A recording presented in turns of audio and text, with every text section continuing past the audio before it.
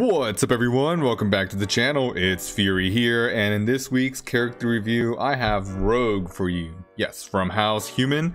She is the most recommended and one of the most popular characters to bring up as your first LB5, just because she is from one of the regular factions.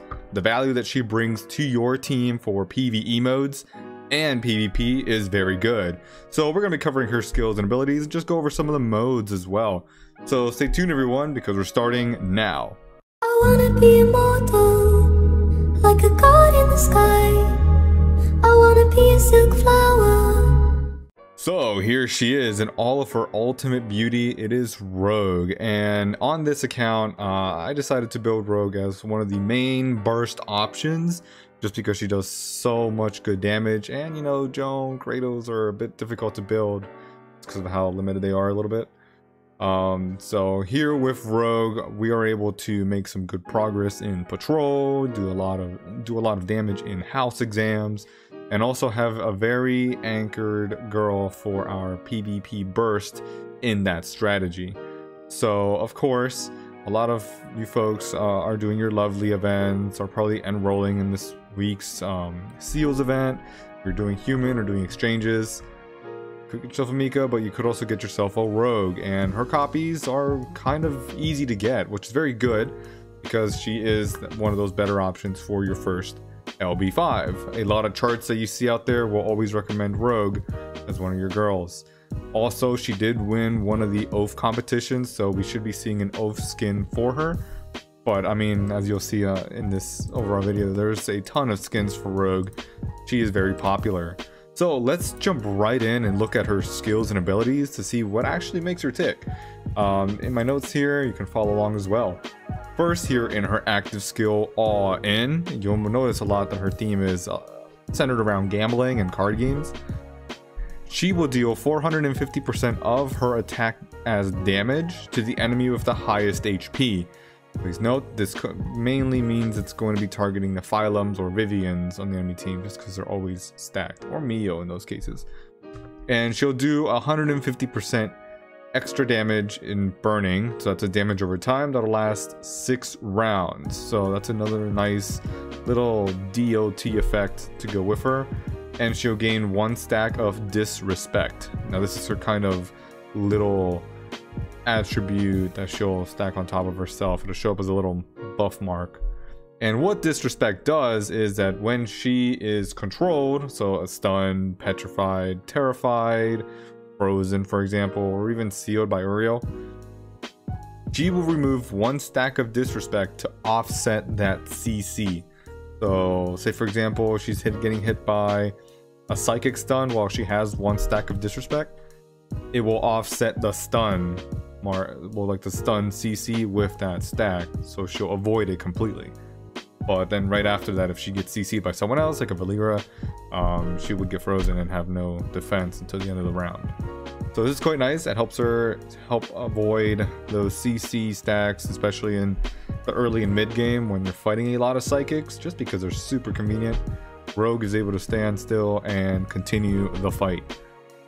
Burn, of course, just being an overtime damage that happens as soon as stacked and at the end of the round.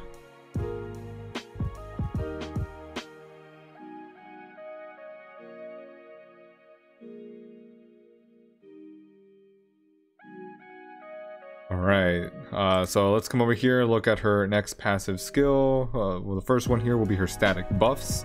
This is her HP increasing by 25%, her attack by 30%, crit rate here increases by 30%, and the precision is 100%. That's whopping. Alright, so this is going to make sure that she's able to crit more often, as well as reduce the opponent's ability to resist the crit total, because when you're being blocked, it's going to reduce that amount of damage. So she's going to be very good against those blocking characters such as Ithil, who's also popular in the early game, and Fenrir, who is also one of the other recommended characters as a first LB5. So as you're seeing those two other girls go out on the field and you have your copies of Rogue, definitely consider building her because she's just super good in a lot of modes. The crit rate here makes it quite evident that you want to have crit builds on your Rogue, builds that would include crit damage and additional crit rate. And this also makes her really good in patrol. And then the attack and HP, of course, is just nice static buffs to have. So let us move on to what actually helps her keep these buffs going. It's the basic here, 180% attack to frontline enemies. And you know, Fenrir and Ithil will mostly be in those frontline positions. So she'll do 180% of attack damage, and then gain 1 stack of Dauntless, which is another one of her little side buffs. In addition to all that, she'll increase her own crit damage for 2 rounds. So here you see she's increasing her crit by 30% just at the start of the game, and then as she's doing her basic attacks, usually in round 1, she will then increase her crit damage total, just allowing her to then use her active in round 2 and then give a nice big hit.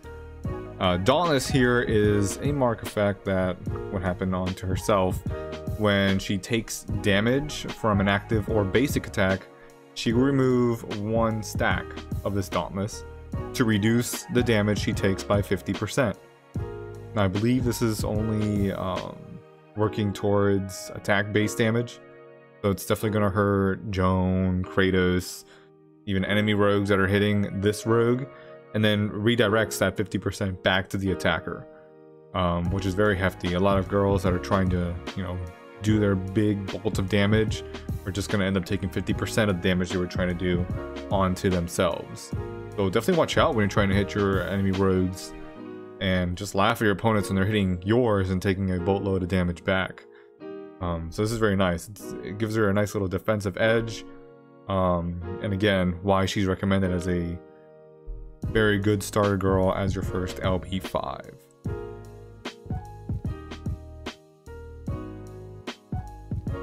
And then finally, Royal Flush is her overall passive skill.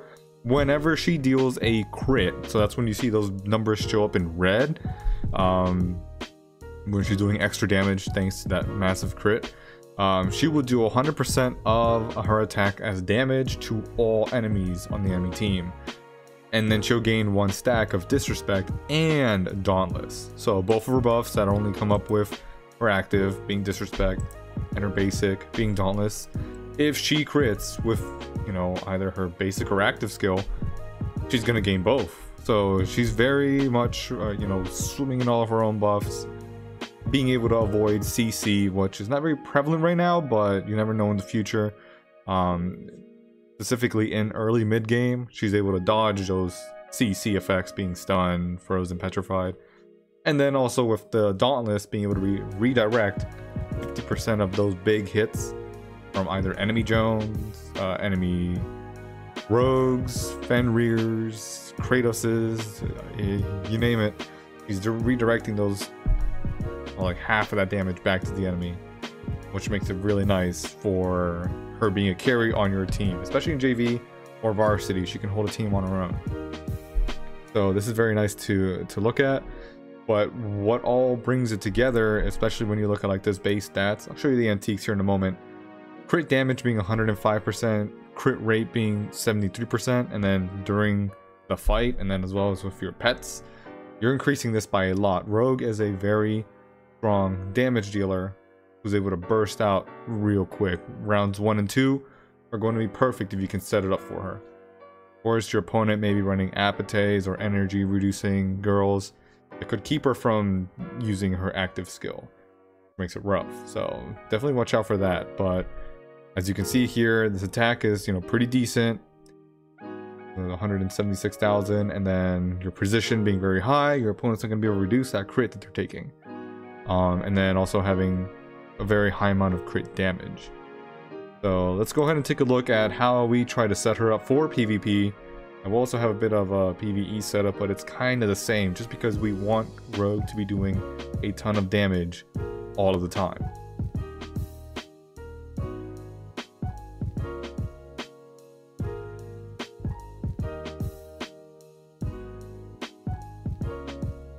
So here she is. I don't really have a lot of pink antiques on this account. Again, you know, it's kind of free to play, but I was doing a little bit of experimenting on it. But for her crystal, you definitely want to consider always rolling for a crit damage and crit stone. If you go up to Nebula Core, you can use your like the extra 6% of attack. But keeping a golden Dragon Jade is also a good idea. You don't really want to go too far up. It's not really worth it in those cases. It's a lot of gems if you keep it locked, or you're just going to be using a lot of chisels and gold. So, you know, balance yourself out on those respects. But for this account, just because it's dedicated to Rogue and the human faction, I did go up to Nebula Core, and here you can see 55% crit damage, 23% crit is not too shabby.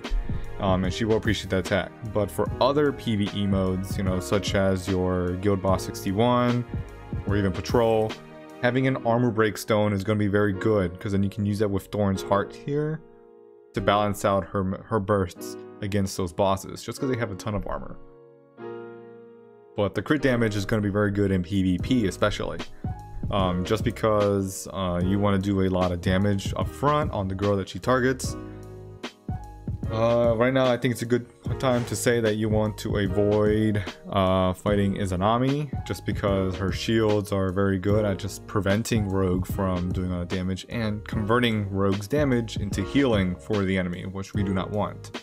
So it's definitely something you want to watch out for. Try and CC the Izanami out for the round, or have someone quicker, or have Rogue be one of the slower girls on your team, just so that she can go after your allies that are hitting against Izanami shields, because you definitely see that in the early mid game of your meta. Again, that does really depend. I do have speed crit written in here just because it is a strategy if you want to have her going really fast. I don't know what kind of antique you would want with that. If you want like dedicated speed with some attack, just because she does buff her own crit and, you know, gamble on that. You know, the theme for Rogue is gambling. Could use echoes, I guess.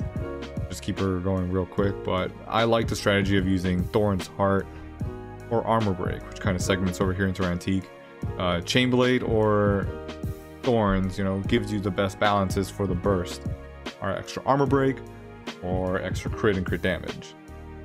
If you want to have a bit of a balanced build for your Rogue, there are a lot of Vivians out there. So you understand that if your Rogue hits a big crit on an enemy Vivian, she's going to reflect at least 75% of that back to one of your allies that's marked by the Vivian.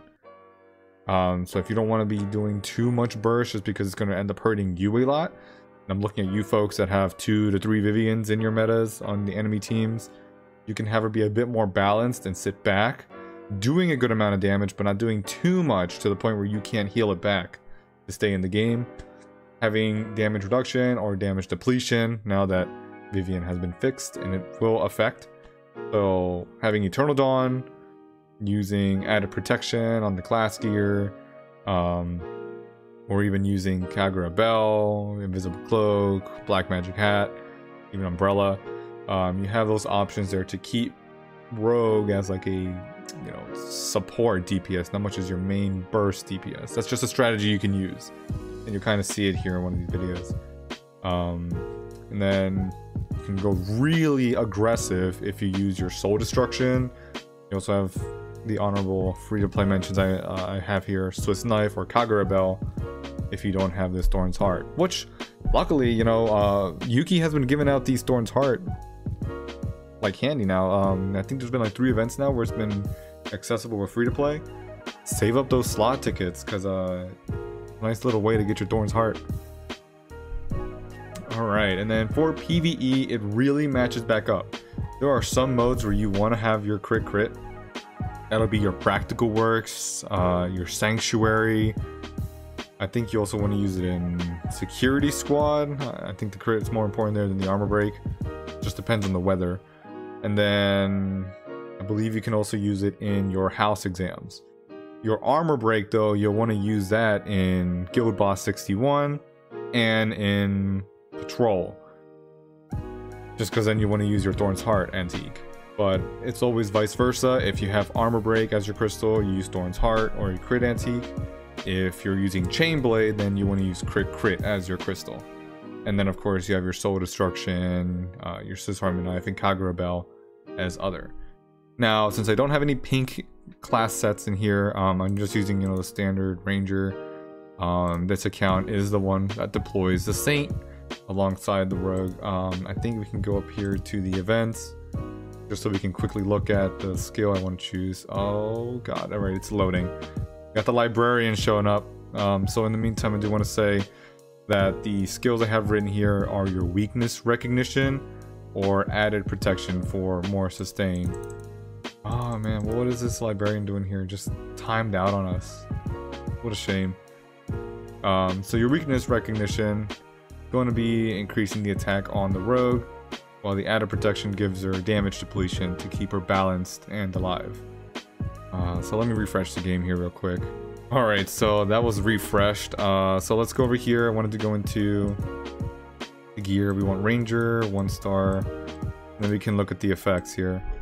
So your weakness recognition is going to give your Ranger attack buffs for 5% and crit damage for 3 rounds. That's whenever they perform a basic attack, they'll get the increase. Or then your added protection, which whenever they are hit, they'll receive a stack that gives them 1.5% of damage depletion, which is going to be very good now that it affects Vivian's Link. It'll be good against enemy Nephilums, just to keep your rogue alive much longer. So definitely keep an eye out for that. And then I wanted to also talk about the elite skills on the rogue. Mainly here they are all dedicated to having the rogue do more damage.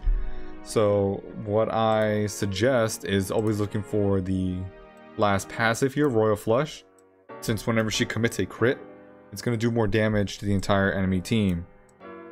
Here it is, additional 110% over the 100%. 110%, I'll take that. And then get your stack of Disrespect and Dauntless.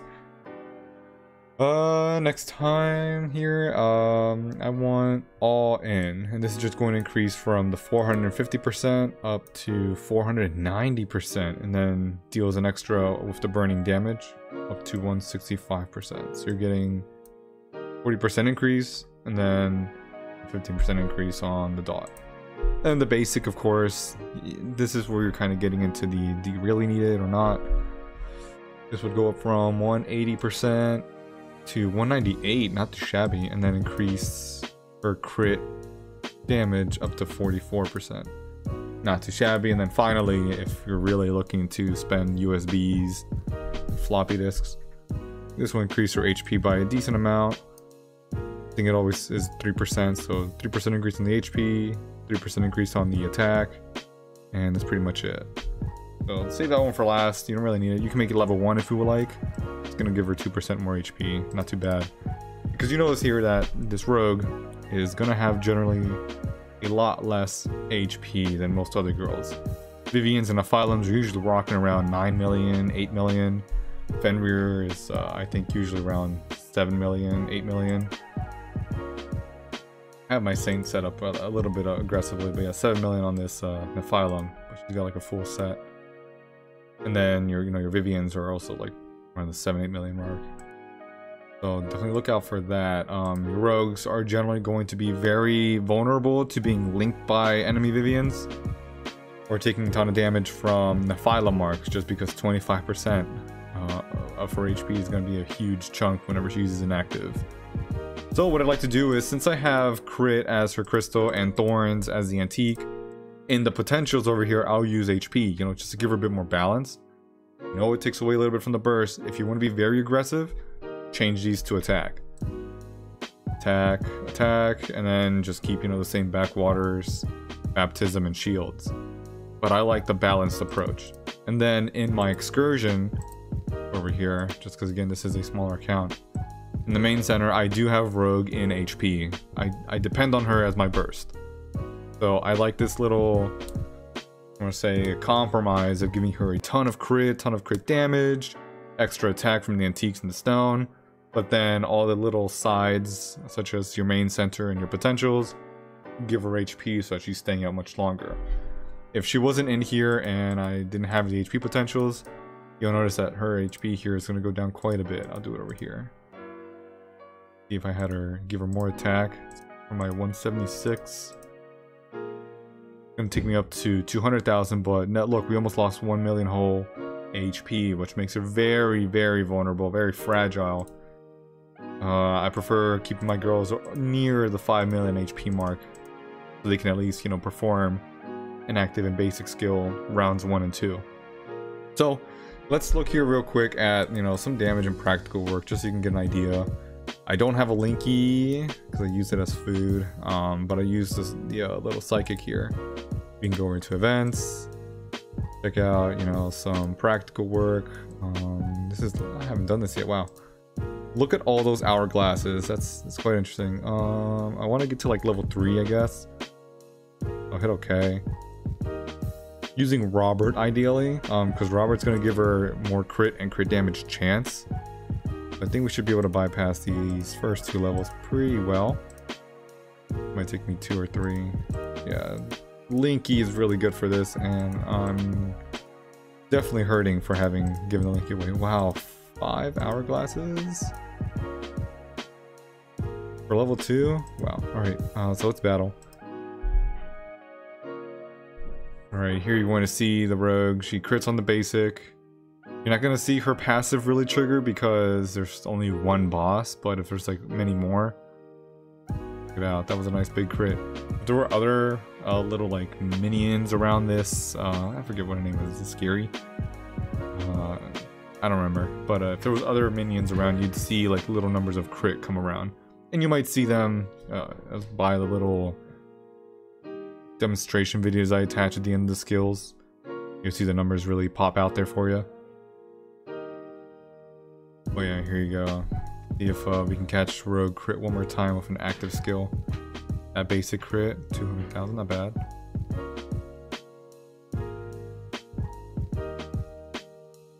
Oh, 6 million. Alright, so 2 million and you're 6 million. That was real nice. You'll be able to take her in here. You'll see much more numbers of her using Linky since this boss just has so much HP.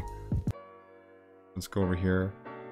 184, not too bad for the squad I have assembled here. I'm using Empress Saint and Saint, but 42 million, not too shabby. You're able to get through some of the early little modes here because it's 6%. So my team on this account is not set up for practical works. I actually can never use it. As you can see, I have a ton of hourglasses. I only do like the first few levels of this personally. But if I can get a Kratos or a Joan, then for sure I'll dump them in here. Alright, and then I had already done Guild Boss 61. My rank here is in 11th, just because all these folks, they have Joans and Kratoses that they just outrun me. So understandably so. When you keep your rogue really stacked up on attack, so like if I was running like 200,000 or more, she becomes very susceptible to taking a bunch of damage at the end of every round due to Nephilim, which we can come look over here. Nephilim's passive here. 300% of the target's own attack as damage to themselves. Well, I don't like having all of the attack on Rogue when I'm fighting her in PvP. I want to balance it out a little bit so that she's still doing big crits, but not big enough that she's hurting herself because of Nephilims and Vivians out there. And by Vivian, I meant this little star link that she does where when she takes damage, a target tagged with the galaxy will receive 75% of it back. And that's just a bunch of it that I don't want to deal with. So I'm keeping myself focused on my rogue as being a nice little balanced, sometimes support DPS, but as my main burst. And that's what you should aim for, especially being your first LB5 or as one of your first 6. Definitely just keeping her balanced. You don't want her to do too much damage to your own team, but she's able to stick around and carry the game for you. At least take down 2 to 3 girls on the enemy team by herself. Then you're getting a very good value for her, a good trade-off.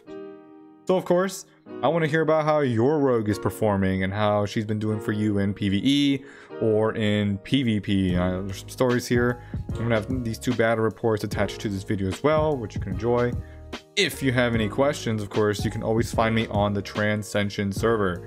Folks are incredible and provide great infographics and advice whenever you have any questions. Of course, if you enjoyed the information brought to you in this video, I definitely appreciate a like and a subscription so you can stay caught up with all the news. And remember, happy gaming. かかってこいや。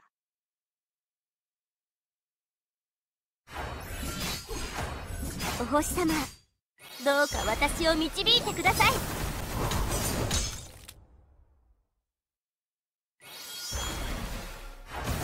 銃と剣、どっちか当ててみるかや。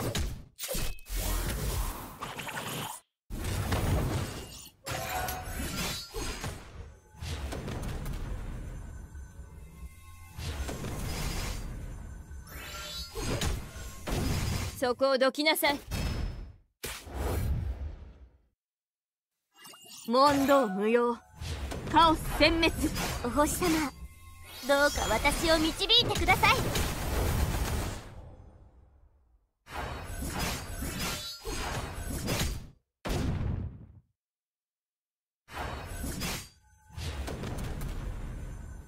戦おうぜ。問答無用、カオス殲滅。お星様、どうか私を導いてください。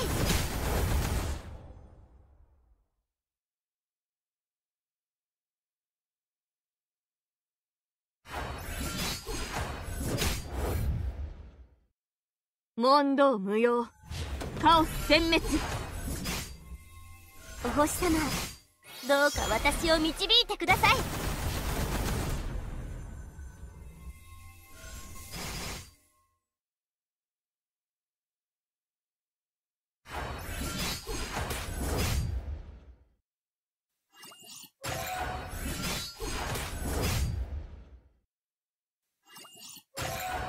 お星様、どうか私を導いてください。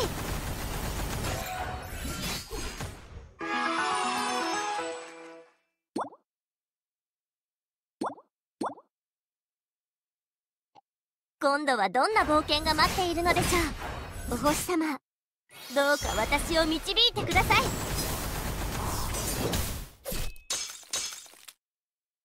問答無用、カオス殲滅。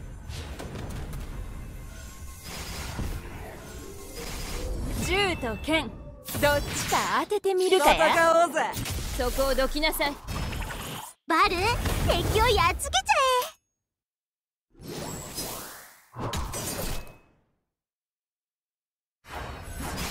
銃と剣、どっちか当ててみる。